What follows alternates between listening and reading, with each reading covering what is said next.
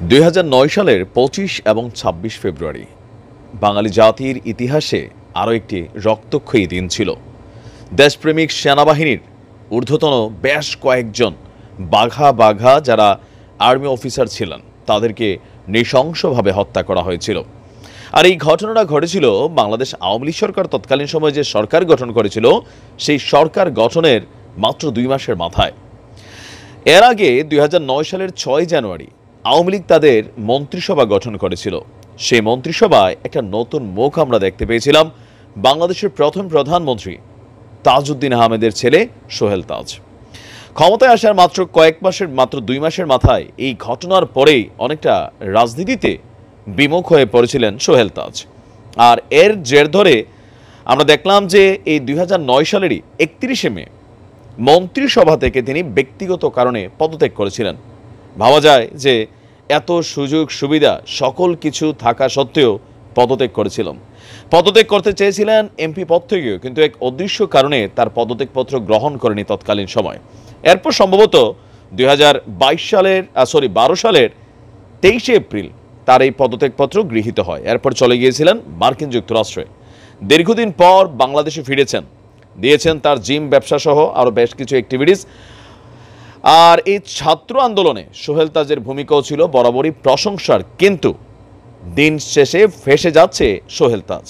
আর ঘটনা সেই ২০০৯ সালের পিলখানা ট্র্যাজেডি ইস্যুতে। আজকে বাংলাদেশের প্রথম সারির গণমাধ্যম দৈনিক ইত্তেফাক তারা একটা প্রতিবেদন করেছে। সেই প্রতিবেদনটা যদি আমরা একটু দেখি, তারা লিখেছে যে ২০০৯ সালের ২৫ এবং ২৬ ফেব্রুয়ারি বিডিআর বিদ্রোহের ঘটনায় যে ৫৭ জন সেনা কর্মকর্তা সহ ৭৪ জন নিহত হয়েছিল, এই ঘটনাটা ঘটেছিল যখন তখন স্বরাষ্ট্রমন্ত্রী ছিল সাহারা খাতুন আর সোহেল তাজ ছিলেন স্বরাষ্ট্র প্রতিমন্ত্রী।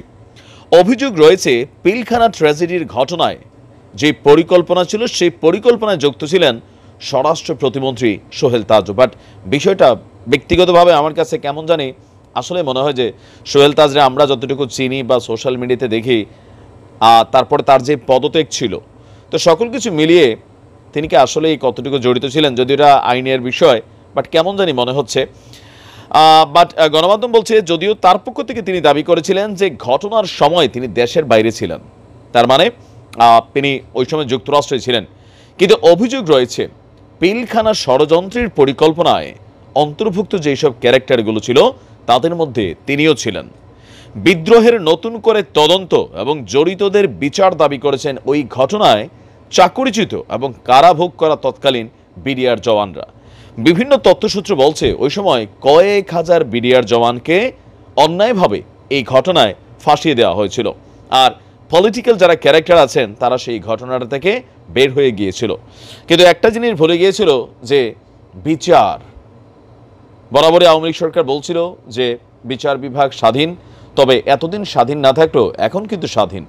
আওয়ামী লীগ সরকারের আমলে ঘটিত প্রত্যেকটি অন্যায়, প্রত্যেকটি হত্যা, প্রত্যেকটি গুম, প্রত্যেকটি আয়নাঘরের অ্যাক্টিভিটিস, সকল কিছুর কিন্তু এখন পুরনো নথিপত্র ফাইল নাড়া পড়েছে। আর এতে পিলখানা ট্র্যাজেডির এই ইস্যুটাও সামনে আসলো। দর্শক, ওই ঘটনার ৪ বছর পর ২০১৩ সালের ৫ই নভেম্বর আদালত হত্যা মামলার রায় ঘোষণা করেছিল। ওই হত্যা মামলায় মোট আসামির সংখ্যা ছিল ৮৫০ জন। আদালতের রায়ে ১৫২ জনকে মৃত্যুদণ্ড, ১৬০ জনকে যাবজ্জীবন, ২৫৬ জনকে ১৭ থেকে ১ বছর পর্যন্ত বিভিন্ন মেয়াদে কারাদণ্ড দেওয়া হয়েছিল। খালাস পেয়েছিল ৭৮ জন। বাকি ৪ আসামি আদালতের রায় ঘোষণার আগেই মারা গিয়েছিল। এছাড়া রায় ঘোষণার পরও মারা যায় ১১ জন, আর চাকরিচ্যুত হয়েছিল হাজার হাজার সদস্য। আর এরপরই বর্ডার গার্ড বাংলাদেশ তৈরি হয়েছিল বিডিআরের পরিবর্তে, বা নামটাকে পরিবর্তন করে। এখন আপনি কি মনে করেন যে সোহেল তাজ ভাইকে আসলে আমরা যতটুকু চিনি, বিভিন্ন ইস্যুতে যতটুকু দেখি, তিনি কি আসলে এই ঘটনার সাথে থাকতে পারেন? আর এখন বিষয়টা হয় কি, আপনি যখন একটা টিমের মধ্যে থাকবেন, এবার ওই টিম যদি কোনো অন্যায় করে, অপরাধ করে, সেটার মধ্যেও কিন্তু আপনি পদে থাকলে আপনিও ফেঁসে যাবেন। জানি না, কেমন জানি মাথা ঘুরছে, নিজের কাছেও আশ্চর্য লাগছে। তারপরে বিষয়টা ইনভেস্টিগেশনের বিষয়, বিচার বিভাগের বিষয়। আশা করি প্রকৃত তদন্ত হয়ে দুইটা ঘটনার ইতিহাস আমরা দেখতে চাই। একটা হচ্ছে পিলখানা ট্র্যাজেডি, আরেকটা হচ্ছে সাগররুনি হত্যাকাণ্ড। কেন ডেটের পর ডেট গেছে, এই বিচারগুলার তদন্ত হয় নাই বা এটার রেজাল্ট আসে নাই। ইনশাল্লাহ এবার আসবে। ভালো থাকুন।